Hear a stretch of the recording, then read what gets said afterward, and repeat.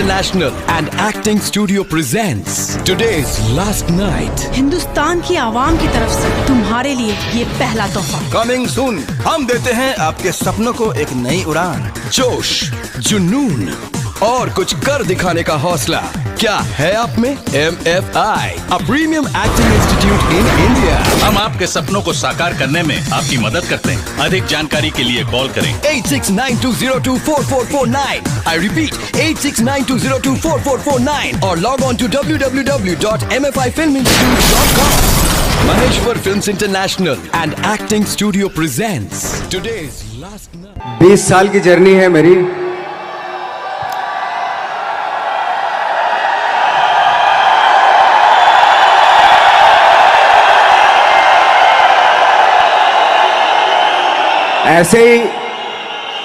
ऐसे जब 20 साल पहले मैं खड़ा हुआ था ऐसे किसी ऑफिस में जाके, तो मुझसे पूछा गया था कि क्या है। किसी डायरेक्टर के असिस्टेंट ने पूछा था क्या है।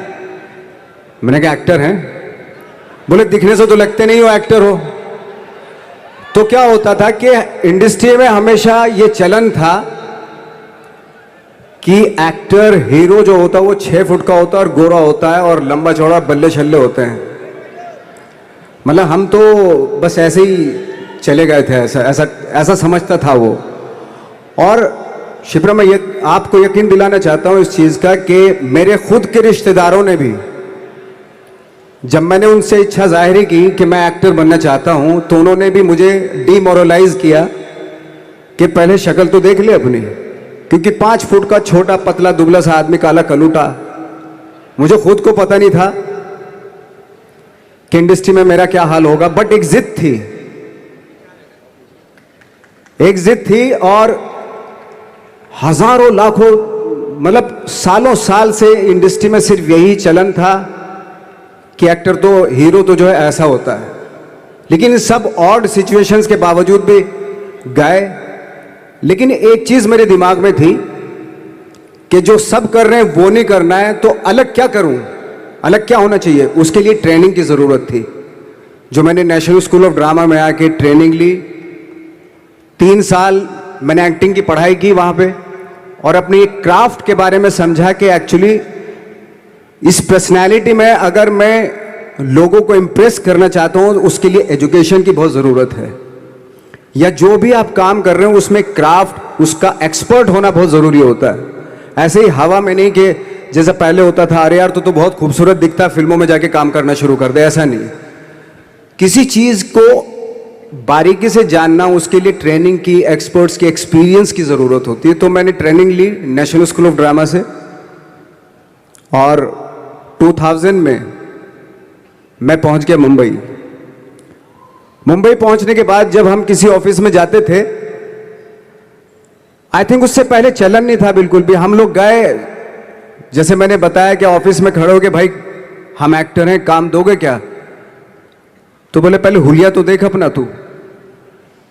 तो ये हर बार सुनने के लिए मिलता था, और वो बात भी सही थी, क्योंकि उससे पहले कभी कोई आपने देखा नहीं होगा कोई इतना बड़ा, कोई इतनी सी पर्सनैलिटी का 5 फुट 6 इंच का आदमी, पतला दुबला सा मरियल सा, कि कभी ये इस तरह के लोग एक्टर भी बन सकते हैं, हीरो भी बन सकते हैं, स्टार भी बन सकते हैं। ऐसा चलन था ही नहीं।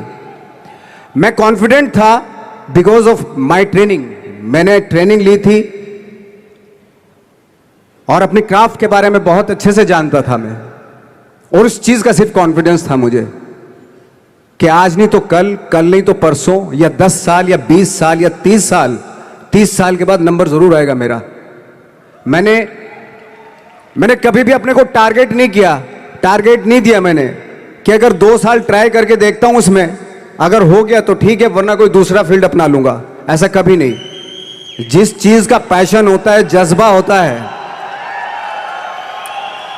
अगर आप दिल से चाह लो ना, तो पूरी दुनिया झुक जाती है उसके ऊपर।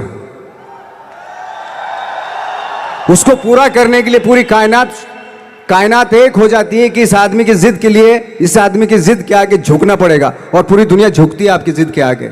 लेकिन आपको जिद्दी होना पड़ता है, आपको बहुत सारे सेक्रीफाइस भी करने पड़ते हैं, क्योंकि ये आपने चाहा है।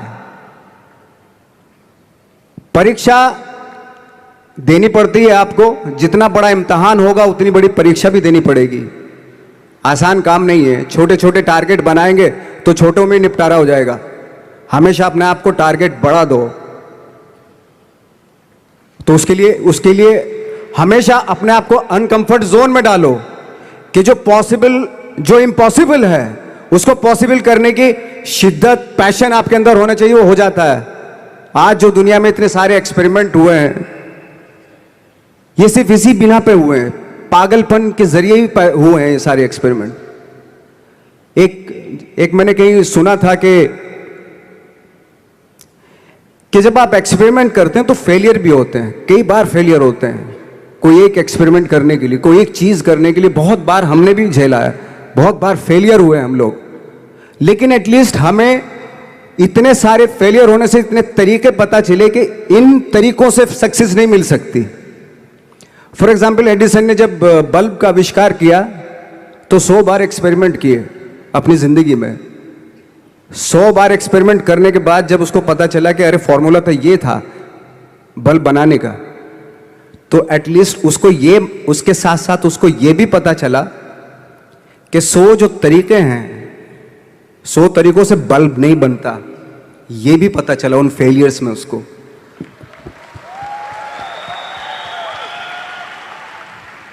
जब हम लोग मुंबई आए तो हमें मालूम था हमारे पास पर्सनैलिटी नहीं है, हमारे पास बैक नहीं है, या हमारे फादर, दादा, परदादा तो फिल्म इंडस्ट्री में है नहीं, हम ही हैं। तो हमें क्या करना चाहिए?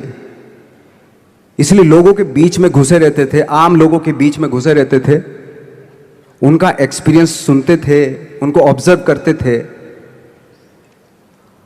तो आई थिंक मेरे पास 15 साल तक, 10-12 साल तक कोई काम नहीं था।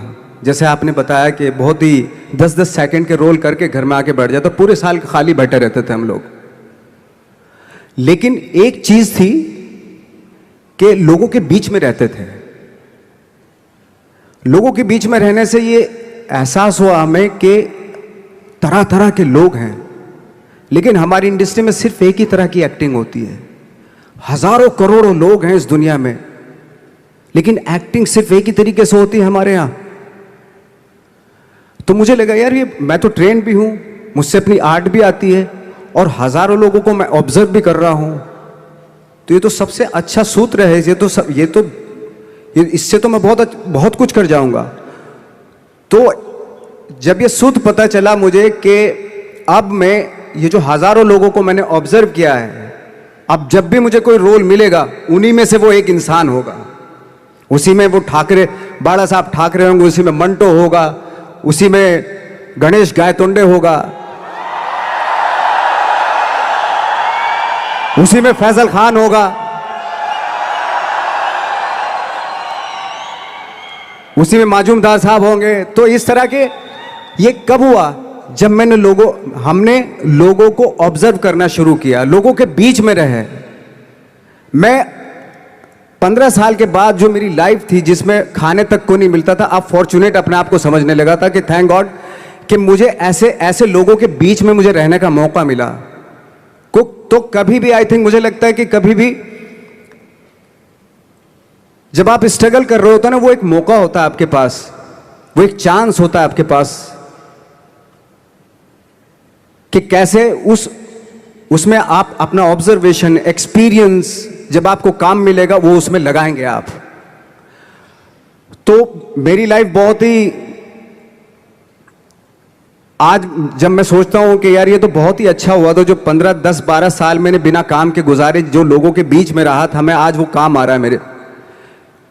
जहां जरा सा कोई कैरेक्टर मिलता है तो आदमी इसलिए कनेक्ट करता है उनसे कि उनको लगता है कि यार ये तो मेरे पड़ोस का ही, आसपास का ही ये बंदा है। मैंने देखे हैं इस तरह के लोग। आई थिंक यही हमारी सबसे बड़ी जीत है as an actor.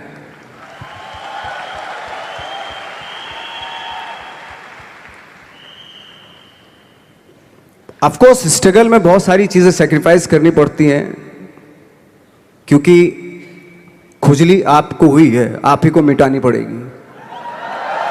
You know, आप जो आप हैं वो आपने बनना चाहा था, और अगर डिसअपॉइंटमेंट आ रहे हैं तो आप तो कंप्लेन भी नहीं कर सकते, क्योंकि आप ही ने चाहा था ये बनना।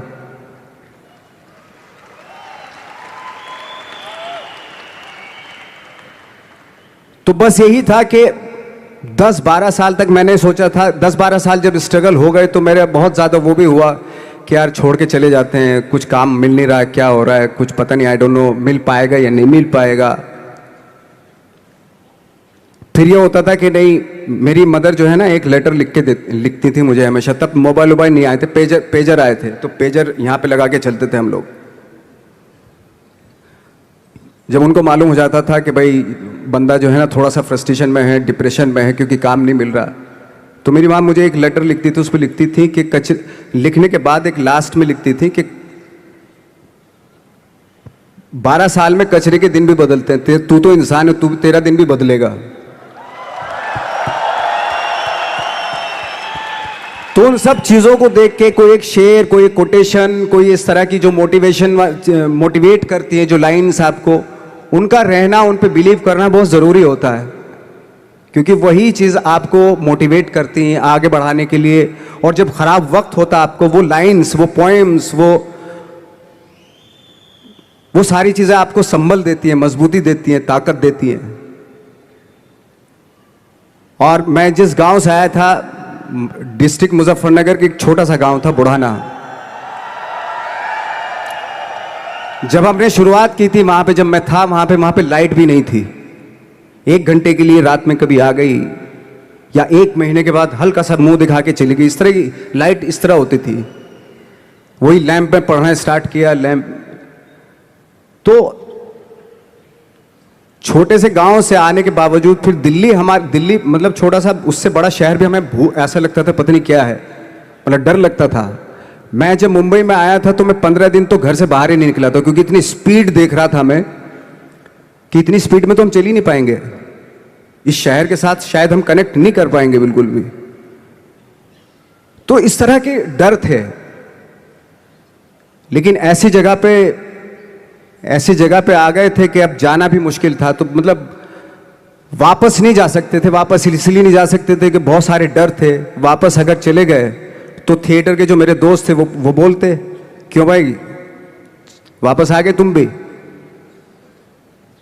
जैसे बहुत सारे लोग वापस आ रहे थे तुम भी वापस आ गए, चलो लग जाओ ठीक है। गांव में इसलिए नहीं जाता था अपने कि जो पहले ही बोलते थे वो लोग कि शक्ल तो देख ले, फिर हार के उनके सामने चला गया तो क्या बोलेंगे हमने, वो तो वही बोलेंगे कि हमने तो पहले मना किया था कि मत जाओ, क्या सूरज शक्ल थोड़ा ही थी तुम्हारी स्टार बनने की, एक्टर बनने की।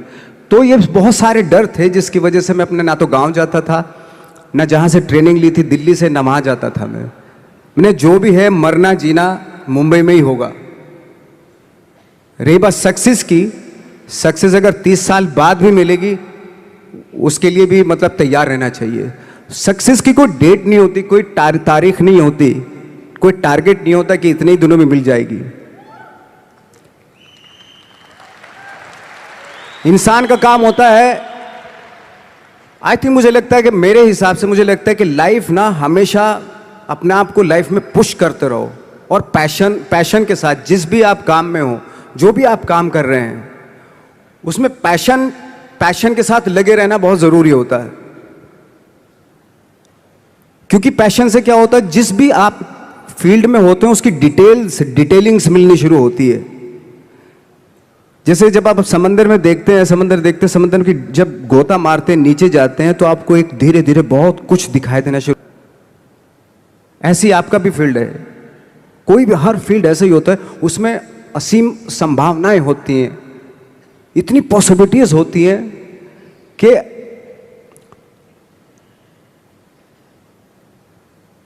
आई थिंक दुनिया का हर काम में इतनी सिर्फ अगर एक दर्जी है पैंट सीता है, 1000 तरीके की पैंट सी सकता है वो, अगर वो चाहे तो। अगर उसने नहीं चाहा तो वो जो ट्रेंड चला आ रहा है वही सीता जाएगा। लेकिन अगर उसने चाह लिया कि मैं ऐसा कुछ करता हूं, तो 1000 तरीके की पैंट उसी में 1000 तरीके की सी देगा वो पैंट। ऐसे हर फील्ड में पॉसिबिलिटीज बहुत होती हैं, और एक परफेक्शन होता है। फॉर एग्जाम्पल जैसे हम लोगों ने ट्रेनिंग इसलिए ली कि परफेक्शन आ जाए अपने काम में। जैसे एक मैंने एग्जाम्पल सुना था कि ये छोटी छोटी चीज़ें जो मैं बता रहा हूँ, ये चूंकि मैंने बचपन में सुनी थी, उन्हीं को अपनी लाइफ बना के आगे बढ़ा तो आज यहाँ पे हूँ। इसलिए वो छोटी छोटी चीज़ें बहुत काम आती हैं, उनको सुनना बहुत ज़रूरी होता है इंसान के लिए। बताते हैं कि एक बहुत बड़े, पता नहीं ये सच है झूठ है, मुझे नहीं इतना ज़्यादा नहीं मालूम, बट कोई बहुत बड़े इंसान हुए लेकिन वो पहले मोची थे, जूता सीते थे।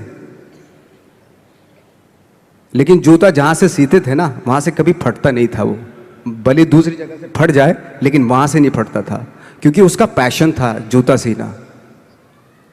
काम भले ही वो है वो, लेकिन उस काम में भी उनका पैशन है। तो इसी वजह से वो इतने पॉपुलर होते चले गए कि यार जूता फट गया लेकिन सिलवाना वहीं जाके है, क्योंकि वहाँ अगर उन्होंने सी दिया वहाँ पे, जिंदगी भर वहाँ से जूता नहीं फटेगा। तो छोटी छोटी चीज़ों में ये जो परफेक्शन, पैशन, ये सारी चीज़ें होती हैं जो आपका आगे बढ़ाती हैं, बहुत आगे ले जाती हैं। लेकिन उसके वही है, कुछ चीज़ों का होना वाकई बहुत ज़रूरी होता है। फिर एक्सपीरियंस आपका, आपकी नॉलेज। जैसे मेरा मानना है कि मैं आई एम सॉरी टू से, बट मेरा खुद का मानना है कि मैं लक पे बिलीव नहीं करता हूँ। मेरे सामने आज तक मेरे सामने लकीली कोई चीज़ नहीं हुई कि मैं लकीली यहाँ तक पहुँच गया। आज जो आप प्रोमो देख रहे थे, जो क्लिपिंग्स देख रहे थे मेरी, मैं लकीली नहीं पहुँचा हूँ यहाँ पे। मैंने उसके लिए मेहनत की है, मैंने उसके लिए नॉलेज इकट्ठी की है, मैंने उसके लिए ट्रेनिंग ली है। अगर लक पे डिपेंड करता ना मैं, तो अपने एक रूम में रहता, देखते हैं यार लक जब होगा तो हो जाएगा, ऐसे थोड़ा ना होता है। बाला साहब ठाकरे का जब मैंने रोल किया तो वो लकीली नहीं हो गया। उसके लिए 1 महीना में पहले हारमोनियम पे बैठा मैं कि बाला साहब कहाँ से बोलते हैं, उनका सुर क्या है, उनका टेक्सचर क्या है, उनकी वॉइस का, उनकी वॉक कैसे है, वो चलते कैसे हैं, उनका वेट किस चीज़ पे ज़्यादा डिपेंड करता है। हर आदमी का जो वेट होता है, किसी का थाइस पे होता है, किसी का फुट पे होता है, किसी का बट पे होता है वेट, किसी का कमर पे होता है। हर आदमी का एक वेट शिफ्ट करने का एक अलग तरीका होता है। तो हम लोग इतनी डिटेल में जाते थे कि बाला साहब किन चीज़ों पे वेट कर रख के चलते हैं, ऐसे चलते हैं, कोई या तो ऐसे चलते हैं या ऐसे चलते हैं, ये इस तरह की बहुत सारी डिटेल होती हैं। जब आप जाते हैं तो बहुत सारी चीज़ें पता चलते हैं। मेरे सामने इतने चैलेंज थे जब मैं बाला साहब का रोल कर रहा था, तो वो मिमिक्री भी नहीं होनी चाहिए, कॉपी भी ना हो। जैसे अमूमन अक्सर होता है जब हमारे यहाँ बायोग्राफी की जाती है तो हम कॉपी कर देते हैं। उसकी कॉपी करना मतलब अगर हम किसी की कॉपी कर रहे हैं या मिमिक्री कर रहे हैं तो वो वीकनेस समझी जाती है कि आप वीक एक्टर हो। और ये बात मुझे बहुत पहले समझ में आ गई थी जब मैं ट्रेनिंग ले रहा था। मैं ट्रेनिंग के फायदे बता रहा हूँ आपको। जब मैं ट्रेनिंग ले रहा था ये हमें तभी समझ में आ गया था। और प्रिपरेशन के वक्त, बाला साहब की प्रिपरेशन के टाइम पे, कि मैंने कि इसकी मिमिक्री नहीं होनी, बाला साहब की मिमिक्री नहीं होनी चाहिए, ना कॉपी होनी चाहिए, और लगना भी चाहिए कि बाला साहब ठाकरे है।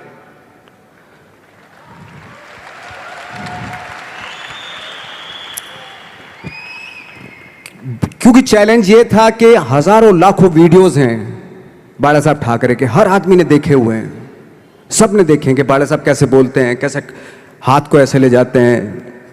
एक बार ये हुआ था कि मैं जब इसकी शूटिंग कर रहा था, ठाकरे मूवी की शूटिंग कर रहा था मैं, तो उद्धव साहब ठाकरे जो है वहाँ पे आ गए थे, वैनिटी में बैठे थे मेरे सामने। तो मेरा हाथ ऐसे था, इट्स लाइक दैट। तो बोले आपने हाथ ये ऐसे क्यों रखा हुआ है? मैंने उनका हमेशा ऐसे ही रहता था हाथ। तो और यही वो क्या होता था, वो सिगार पीते थे, और सिगार ऐसे पिया जाता है कुछ ऐसे, और इसलिए उनका हाथ हमेशा नॉर्मली भी रहता था तो ऐसे रहता था। और यहीं से जब स्पीच देते थे यहीं से ये जाता था, जो उनका सिग्नेचर वो जेस्चर था। तो वो शॉक्ड हो गए कि इतनी डिटेलिंग आपने ली है। तो जब वो फिल्म देखी उन्होंने, तो फिल्म देखने के बाद उनको रियलाइज़ हुआ कि वाकई बहुत स्टडी की है नवाज ने उनके बाला साहब के ऊपर। तो मुझे खुशी हुई थी कि थैंक गॉड कि ये सारा किस लिए हो रहा है? पैशन की वजह से हो रहा है। एक पैशन है, उसके बाद आपका एक्सपीरियंस है, आपकी नॉलेज है, आपकी ट्रेनिंग है, उससे ये सारी चीज़ें निकलती हैं। लाइक मंटो, ये जितने भी कैरेक्टर्स हुए वो सब हवा में नहीं हुए या लकीली नहीं हो गए।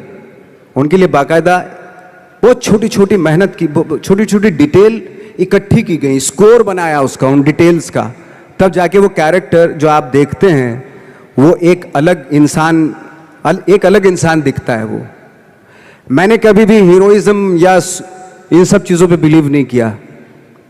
जब आज मुझे बोलते हैं कि तुम तो स्टार हो, मैं सच आज भी मुझे यकीन नहीं होता कि मैं स्टार हूँ। मुझे लगता है कि मैं एक्टर ही हूँ और मैं आज भी ढूंढने की कोशिश कर रहा हूँ, नई नई डिटेल्स ढूंढने की कोशिश कर रहा हूँ कैरेक्टर्स की। स्टार्स का क्या होता है कि जब स्टार होता है एक जैसा होता है और 30-40 साल तक एक जैसा करता चला जाता है। वो मुझे वो नहीं बनना। अगर मैं ये करूं तो शायद दूसरे दिन ही बोर हो जाऊंगा मैं। मुझे हर रोज नए कैरेक्टर ढूंढने हैं।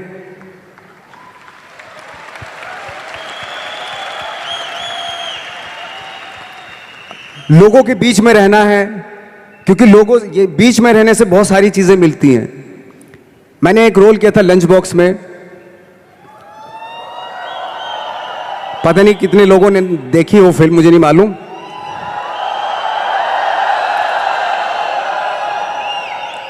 उसका कोइंसिडेंट ऐसा हुआ कि मेरा जो दोस्त था, जो मेरे रूम पार्टनर स्ट्रगल के टाइम पे मेरे साथ रहता था, तो मैंने उसी की डिटेल मार दी उसमें फिल्म में। जब पिक्चर रिलीज हुई तो उसने देखी, उसको लगा अरे ये तो मैं हूं। अब वो भी एक्टर था। उसके बाद जब वो फिल्म इंडस्ट्री में किसी के पास काम मांगने जाता था तो लोग उसको बोलते थे यार ये ऐसा मत कर, ये नवाज ने कर दिया, कुछ दूसरा कर। तो बोलता हम तो ओरिजिनल में ही ऐसे हैं, उन्होंने हमारा कॉपी किया है। कहने का मतलब ये है कि लोगों के क्या होता है, स्टार्स हमेशा शीशों के घरों में रहना शुरू कर देते हैं। उनको बैंड्रा में, उनको मतलब किसी ऐसी जगह पे रहते हुए ये नहीं मालूम कि दूसरी जगह क्या है। अगर आप चाहते हैं रोज हर फिल्म में एक नई पर्सनैलिटी क्रिएट करें तो लोगों के बीच में रहना पड़ेगा आपको। भले थोड़ी परेशानियां होती हैं बट रहना पड़ेगा उनके बीच में। मेरा तो ऐसा मानना है। मेरे दिमाग में ये तो नहीं आया था कि मुझे एक्टर बनना है, बट इतना ज़रूर था कि कुछ तो नया करना है। क्या करूँगा मुझे नहीं आइडिया था। जो सब लोग करते हैं जो वो नहीं, कुछ अलग करना है मुझे। लेकिन मुझे ये नहीं मालूम था कि मुझे एक्टिंग करनी है। और इसीलिए मुझे लगता है आज जब मैं सोचता हूँ कि अगर मैं किसी भी फील्ड में होता, एक्टिंग के अलावा किसी भी फील्ड में होता, तो मैं एक्सपेरिमेंटल ज़रूर होता। क्योंकि मुझे आदत थी कि मुझे जो ट्रेंड चल रहा है उसके अगेंस्ट, मैं बहुत रिबेलियस था, रिबेलियस किस्म का इंसान हूँ मैं, आज भी हूँ, रहूँगा। क्योंकि मुझे अच्छा लगता है जो ट्रेंड चल रहा होता है उसके अगेंस्ट कुछ काम करना, चाहे मुझे अच्छा लगता है वो। क्योंकि क्या है ना कि जो चलन चल रहा है, आई थिंक उसको बहुत आसान है उस चलन के साथ चलना। उसके अगेंस्ट चलना, उसके लिए सालों लग जाते हैं। बीच बीच में आपको ये भी लगता है कि यार शायद पॉसिबल नहीं है, लेकिन जब पॉसिबल होता है ना तो तब बड़ा अच्छा लगता है। तब ये जैसे आज मुझे फील हो रहा है ना, तब ऐसा लगता है। जैसे मैंने बताया कि मुझे कदम कदम पे ये बोला गया, जैसे रिश्तेदार मेरे, सबसे पहले तो रिलेटिव्स ही बोलते हैं आपके, बोले भाई ये जो करने जा रहा है तू, ये तेरे बस का नहीं है, तू देख ले, अपना बस का नहीं है ये। और जब हो जाता है तो ऑफकोर्स यही कि हमने तो बोला था, अब पता नहीं कब बोला था, मुझे भी नहीं पता कब बोला था उसने कि हमने तो बोला था हो जाएगा। एक किस्सा मुझे याद है कि जब मेरा एक मैगजीन आती है जीक्यू की मैगजीन पे, जब मेरा 2012 में मेरा छपा, तो मुझे एक बहुत बड़ी मॉडल थी मुंबई की, तो उन्होंने बुलाए, दोस्त थी, काफ़ी सालों के बाद, 3-4 साल के बाद मिलना हो रहा था। तब मैं 3 साल पहले स्ट्रगल ही कर रहा था ऑलमोस्ट, लेकिन जैसे जीक्यू में आया मेरा मैगजीन में, तो वो शॉक्ड हो गई। और वो बहुत ही खूबसूरत, लंबी चौड़ी खूबसूरत मॉडल की तरह बिल्कुल, और मैं ऐसा दिखने में, तो मुझे बुलाया, बोला यार तुम जीक्यू के पेज पे आए हो? मैंने हाँ। तुम कैसे जीक्यू के पेज पे आ गए? मैंने पता नहीं, मुझे भी पता नहीं क्यों आया। तुम्हें मालूम है तुम जीक्यू के पेज पे आए हो? मैंने हाँ। तुम्हें पता नहीं तुम कैसे आए हो? क्यों? तुम्हें मालूम है तुम जीक्यू के पेज पे आए हो? शी वॉज लाइक, मतलब उसने बहुत अपनी जिंदगी में बहुत साल दिए इंडस्ट्री को, लेकिन कभी इस तरह का कुछ हुआ नहीं कि जीक्यू के पेज पे आ गए इस तरह के। हालांकि मैं ज्यादा कुछ इस चीज पे बिलीव नहीं करता, बट उसके लिए बहुत इंपॉर्टेंट था कि जीक्यू के पेज पे तुम कैसे गए। मतलब उसका कहने का मतलब यार तू दिखने में 5 फुट 6 इंच का आदमी, ना तेरा शक्ल ना सूरत ना कुछ, तू कैसे आ सकता है जीक्यू के पेज पे?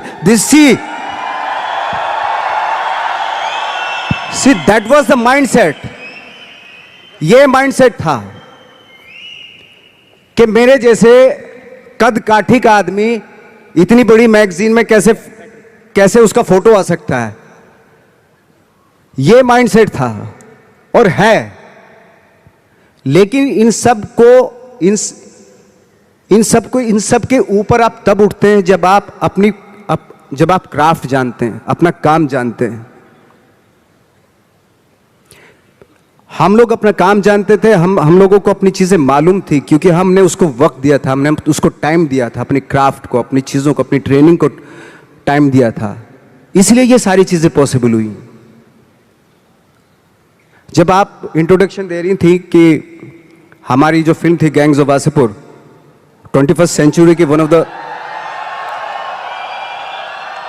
इंडिया से सिर्फ वही फिल्म है, 21st सेंचुरी की सिर्फ वही पिक्चर चुनी गई विदेशों के थ्रू। इसका रीजन क्या था, क्यों चुनी गई? लकीली नहीं चुनी गई। इसके पीछे डायरेक्टर की काबिलियत थी, लिखने वाले, उस फिल्म को लिखने वाले एक से एक लोग थे, और कम से कम 250-300 सिर्फ एक्टर थे। मैं बाकी लोगों की बात नहीं कर रहा, वो सारे थिएटर से थे, वो सारे ट्रेंड एक्टर थे, थिएटर से थे वो।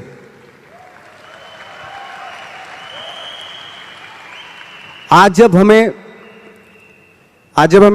हम लोग फिल्में लेके जाते हैं इंटरनेशनल फिल्म फेस्टिवल्स में, वो चलती हैं, उनको अप्रिशिएट किया जाता है, तो हमें खुशी इस बात की होती है कि थैंक गॉड कि उन फिल्मों को रिप्रेजेंट कौन कर रहा है? वो लोग जिनके पीछे जो वाकई जिनकी स्पेशलिटी अपने क्राफ्ट में है, जो पढ़ लिख के आए हैं, जो थिंकर हैं। सिनेमा जरूर कर रहे हैं, डायरेक्टर जरूर हैं, एक्टर जरूर हैं वो, लेकिन उसके पीछे उनकी बहुत बड़ी ट्रेनिंग है, बहुत बड़ा एक्सपीरियंस है। वो ये लालच छोड़ के बॉक्स ऑफिस पे हिट होगी या नहीं होगी, ये इस फिल्म में इसको प्रोजेक्ट बना लो, एक हीरोइन ले लो, एक हीरो ले लो, और 5 गाने डाल दो, और प्यार मोहब्बत दिखा दो। वो तो ठीक है, वो भी एक तरह का सिनेमा, बहुत लोग पसंद करते हैं उसको भी। लेकिन एक ये भी सिनेमा है, ये भी सरवाइव करता है, ऐसी बात नहीं। ठीक है, थोड़ी दिक्कतें आती हैं उस सिनेमा को, लेकिन एंड ऑफ द डे जब इंटरनेशनल प्लेटफॉर्म पे कोई भी फिल्म जब आप बोलते हो वो ऐसी ही होती है, जैसे चाहे वो लंच बॉक्स हो, चाहे वो गैंग्स ऑफ वासेपुर हो, या पुराने टाइम में जो सत्यजीत रे की फिल्में हो, पूरी दुनिया जानती है। रे साहब की फिल्में पूरे वर्ल्ड में जानते हैं लोग। तो आज ठीक है, आज के युग में आज के टाइम में आप उन सिनेमा को थोड़ा, अरे ये तो कोई खास नहीं, कुछ नहीं है, बट वर्ल्ड में इसी सिनेमा से जाने जाते हैं।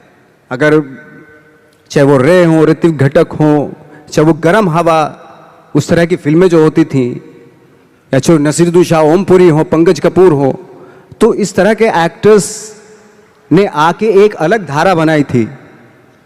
अगर बहुत लोग सुपरस्टार से प्रभावित होकर बंबई आ रहे थे, तो बहुत सारे लोग, हम जैसे लोग, एक्टरों से इंस्पायर होकर भी आ रहे थे, ऐसी बात नहीं है। आई थिंक सबसे आसान काम है, जैसे आपने बताया, नौकरी करना तो सबसे आसान काम है, लेकिन खुद से क्रिएट करना कोई चीज़, वो वाकई बहुत डिफिकल्ट है।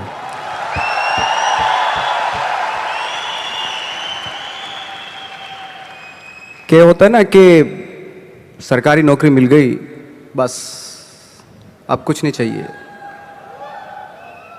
पूरी ज़िंदगी गुजार देते हैं, क्योंकि मिलता रहेगा, वो सो हटाएंगे तो नहीं, आपको मिलता रहेगा, सरकारी पैसा आता रहेगा आपके पास। लेकिन खुद से जब करते हैं ना, तो उसको करते हुए बहुत दिक्कतें आए, डेफिनेटली बहुत दिक्कतें आएंगी, क्योंकि खुद का कुछ क्रिएट कर रहे हैं आप, और क्रिएशन में हमेशा प्रॉब्लम आती है, वो आसानी से नहीं हो जाता, कोई भी क्रिएट चीज़ आसानी से नहीं हो जाती। तो आपके आसपास मुझे लगता है कि मोटिवेट करने वाले लोग होने चाहिए, आपके दोस्त ऐसे होने चाहिए जो आपको मोटिवेट करें, आपकी बातें सुने, ऐसे लोगों के बीच में रहिए। जैसे हमारे यहाँ भी होता है कि बहुत सारे टैलेंटेड एक्टर होते थे, जब हम दिल्ली से मुंबई की तरफ आते हैं तो बहुत सारे जत्था का जत्था 15-20 एक्टर्स आते थे, तो बीच बीच में गायब होने लगते थे वो, पता नहीं कहाँ, कोई कहीं चला गया, कोई कहीं चला गया, किसी ने छोड़ दिया, किसी ने दुकान कर ली, है ना, किसी ने कुछ कर लिया, ऐसे चले जाते थे। मैंने कहा वो एक्टर कहाँ गया, वो तो चला गया, क्यों? ये काम नहीं मिल रहा था यार। अच्छा वो तो यही है मुंबई, वो क्या कर रहा है? बोले कुछ नहीं कर रहा है, ऐसे ही। तो पता है ऐसा क्यों होता था? कुछ एक्टर थे जिनका सर्किल बहुत करेक्ट होता था, और कुछ एक्टर थे जिनका सर्किल जो है ना बहुत ही गंदा सर्किल था, डिप्रेस करने वाला, है ना, ऑलरेडी फ्रस्ट्रेटेड थे वो लोग, इस तरह का सर्किल था। तो हमेशा ना मुझे लगता है कि अवेयर रहना चाहिए कि मैं किन लोगों के बीच में रहता हूं, वो बहुत जरूरी है। क्योंकि क्या होता है कि अगर आप डिप्रेस फ्रस्ट्रेटेड लोगों के बीच में रहोगे ना, तो आप भले एनर्जेटिक हो, टैलेंटेड हो, लेकिन 6-7 साल रहने के बाद आप भी वैसे ही हो जाएंगे, क्योंकि वो एनर्जी आपकी सक कर रहे हैं, आपको दे नहीं रहे कुछ भी, एनर्जी आपकी ले रहे हैं वो। तो बहुत सारे एक्टरों से जब मैं मिलता था, वो बिल्कुल ही गिव अप कर दिया था उन्होंने, फनी यार ऐसे क्यों दिखाई दे रहे हो ऐसे, और उनके थॉट भी बदल जाते हैं, पता है, वो सारी कंप्रोमाइज वाले, अरे यार जो भी है ठीक है, थोड़ा मोड़ा छोटा पोटा दिलवा दो, जो भी बनेगा, यार तू तो बहुत टैलेंटेड था, तू इस बात पे आगे कि छोटा मोटा कुछ भी वो दिलवा दो, यानी कि कंप्रोमाइज कर लिया ना उसने लाइफ से अपनी। तो आई थिंक वो बहुत जरूरी होता है कि आप किन लोगों के बीच में रहते हो, क्योंकि एनर्जी जो होती है ना वो एक्सचेंज होती है, एनर्जी टकराती है एक दूसरे से। 2 पॉजिटिव लोगों को यहां पे खड़ा कर दो, आपको पता चल जाएगी, वो एनर्जी मालूम हो जाएगी। या 10 लोगों में 3 नेगेटिव एनर्जी खड़ा कर दो यहां पे, तो वो 3 जो नेगेटिव एनर्जी वाले होते हैं ना, वो 7 लोगों की एनर्जी ऐसे खींच लेते हैं। ये है, फैक्ट है ये बात। एनर्जी तो सर्वाइव करती है ना, ट्रेवल करती है एनर्जी।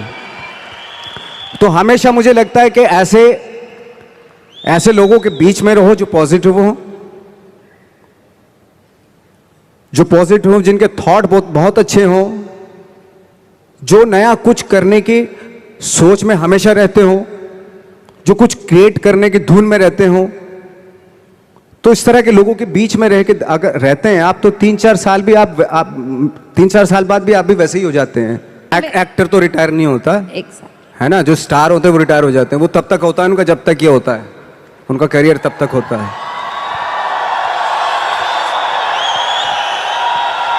लेकिन इसमें और इसमें फर्क होता है, बिल्कुल, है ना। तो जैसे मैं एक बात कहने वाला था, एक बात कह रहा था कि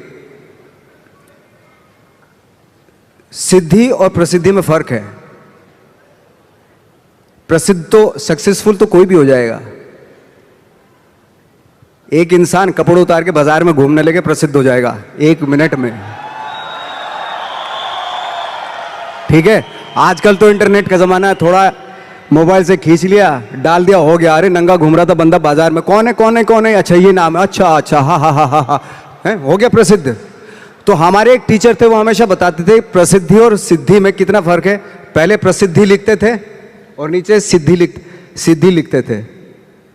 प्रसिद्धि का प्र हटा दो, सिद्धि होता है। तो सिद्धि जो होती है प्रसिद्धि के भी ऊपर होती है। सिद्धि प्राप्त करना बहुत जरूरी होता है, सिद्धि प्राप्त करना बहुत मुश्किल है, प्रसिद्ध होना बहुत आसान है। हम यहां पे फ्रेंकली स्पीकिंग, मैं मुंबई में प्रसिद्ध होने के लिए नहीं आया था, मुझे इस फील्ड में सिद्धि प्राप्त करनी थी, इसलिए आया था मैं।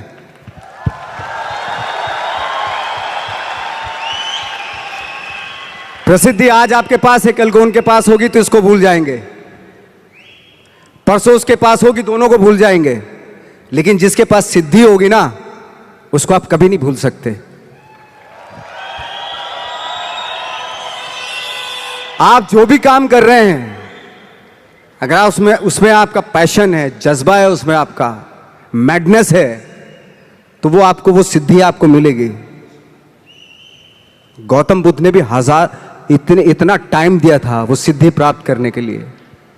तो सिद्धि प्राप्त करना बहुत जरूरी होता है। वो विरले ही होते हैं मतलब, और ये पॉसिबल है कि आपको अपने फील्ड में आप सिद्धि प्राप्त कर सकते हैं। लेकिन उसके लिए वही, फिर वो पैशन, वो ऑनेस्टी, वो बहुत सारे एलिमेंट है जो जरूरी होते हैं।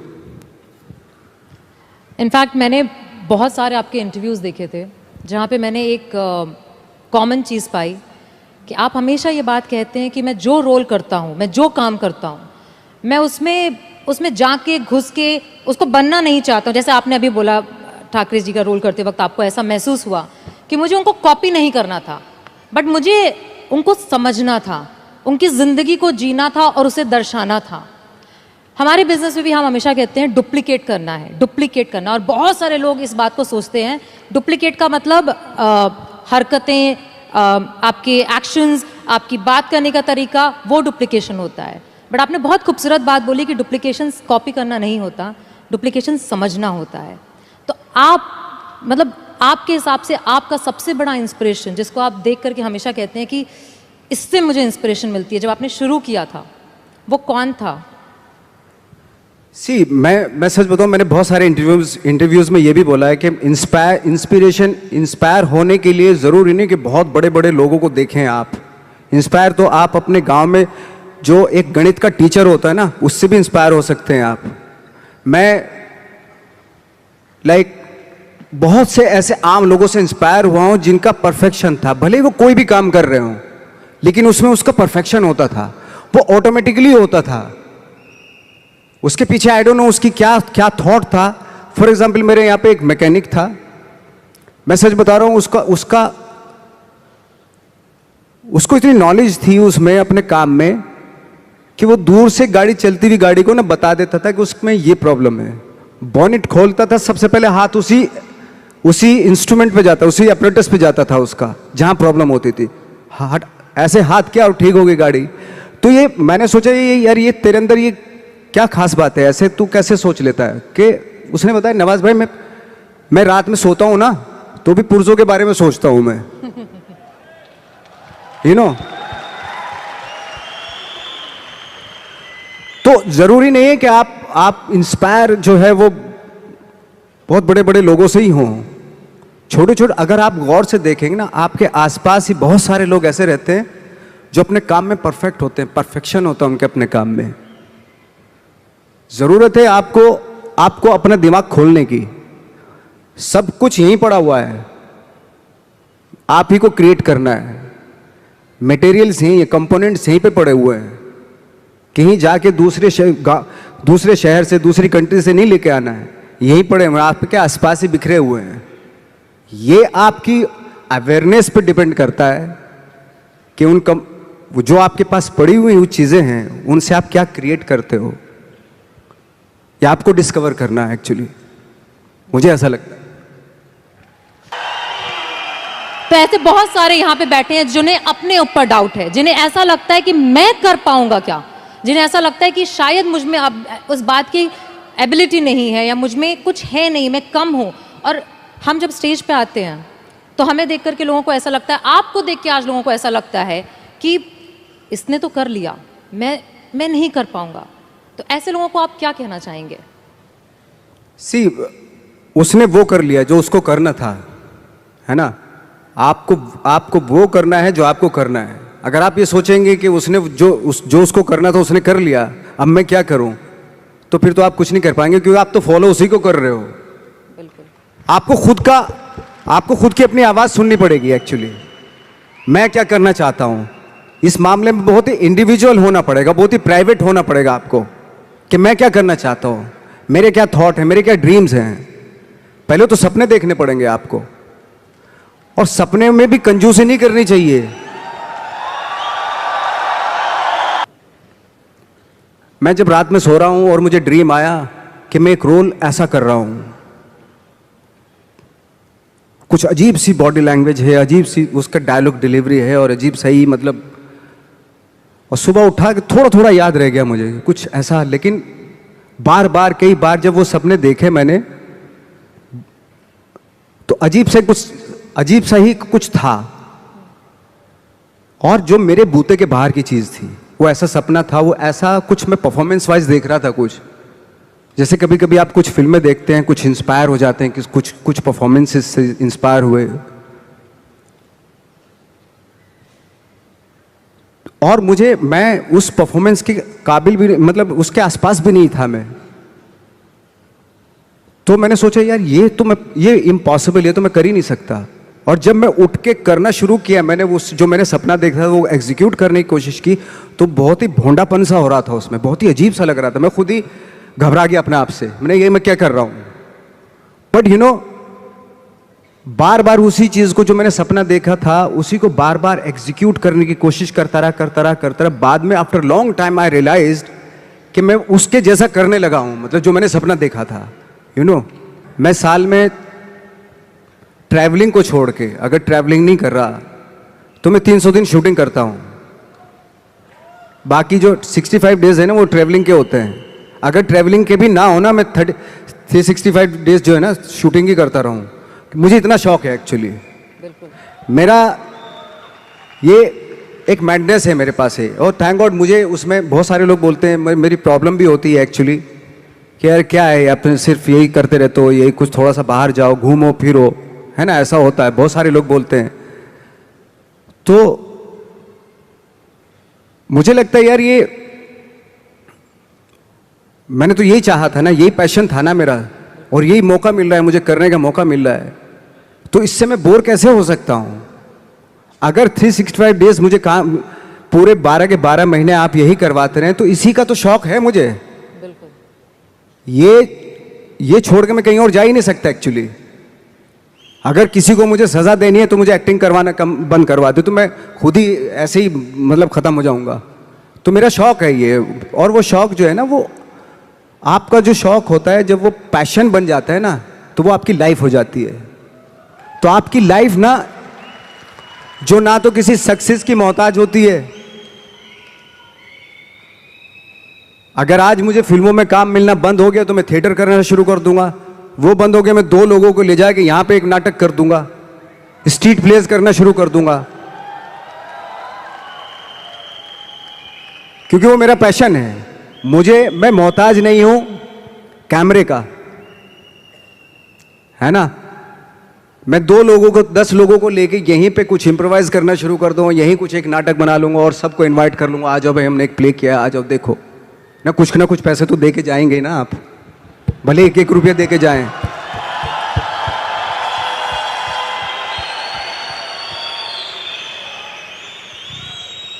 तो हम लोग जो है बहुत सारी चीज़ों के मोहताज नहीं है। अगर छोड़ भी देंगे ना, तब भी हम अपना, कहते हैं ना कि वो एक होता है कि एक किसी को आप रेगिस्तान में भी छोड़ दो, वो बिजनेस, एक कौम होती है जो बिजनेस करती है, बिजनेसमैन, ओके, अगर उनको रेगिस्तान में भी छोड़ दो कि वहां पे भी बिजनेस कर लेंगे वो। बिल्कुल, मुझे लगता क्योंकि उनकी रग रग में होता है वो, उनके ब्लड में होता है वो। जो भी आप काम करें, वो काम आपके वाकई ब्लड में होना बहुत जरूरी है, उसके लिए मैडनेस होना बहुत जरूरी है। आई थिंक यहां बैठे 10,000 लोगों के दिल में भी कुछ मैडनेस है।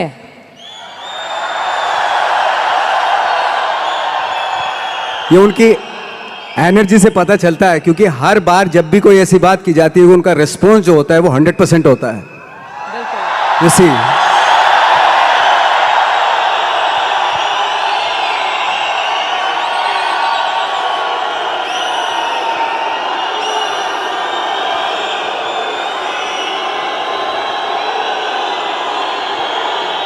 It's really wonderful energy, I'm telling you. Beautiful energy. ये एनर्जी बचा के रखनी है काम के लिए, हमेशा के लिए बचा के रखनी है एनर्जी। जब मैं तो इतने हम लोगों का था कि इतने बेशरम हो गए थे हम लोग, जब बोलते थे ना हमसे कि यार मुश्किल है, हम तो मैंने कि बेशरम बनना पड़ता है, बहुत ज़रूरी है। कहाँ जाएगी सक्सेस? सक्सेस के लिए ना बेशरम बनना पड़ता है। ऐसा बन जाओ कि सक्सेस भी शर्मा जाए।